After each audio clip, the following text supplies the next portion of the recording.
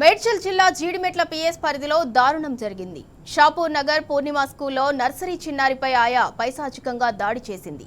చిన్నారిని బొమ్మలాగా నేలకేసి కొట్టి గొంతుపై కాలేసి తొక్కింది.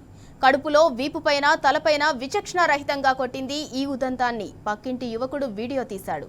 చిన్నారి నిన్నటి నుంచి ఆహారం తీసుకోవట్లేదు. చిన్నారిని సమీప ఆసుపత్రికి తరలించి చికిత్స అందిస్తున్నారు. ఆయాపై చిన్నారి తల్లిదండ్రులు పోలీసులకు ఫిర్యాదు చేశారు. ఫిర్యాదు మేరకు విచారణ చేపట్టిన పోలీసులు ఆయాను అదుపులోకి తీసుకున్నారు.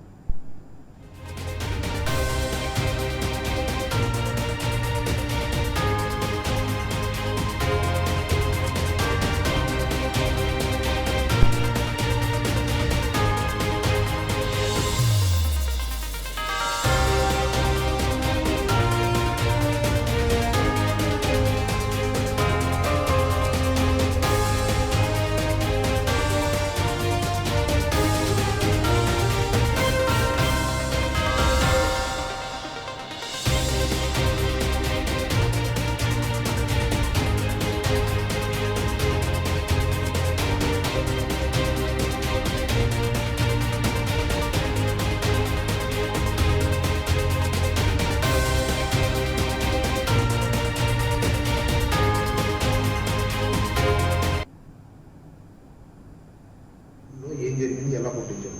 స్కూల్లో పాప బస్కి వెళ్తుందండి.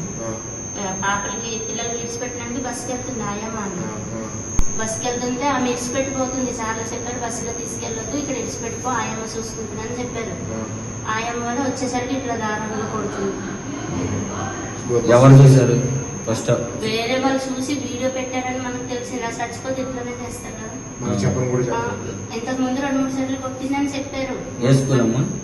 పూర్ణిమ స్కూల్. పూర్ణిమ స్కూల్. ఏమన్నారు వాళ్ళు?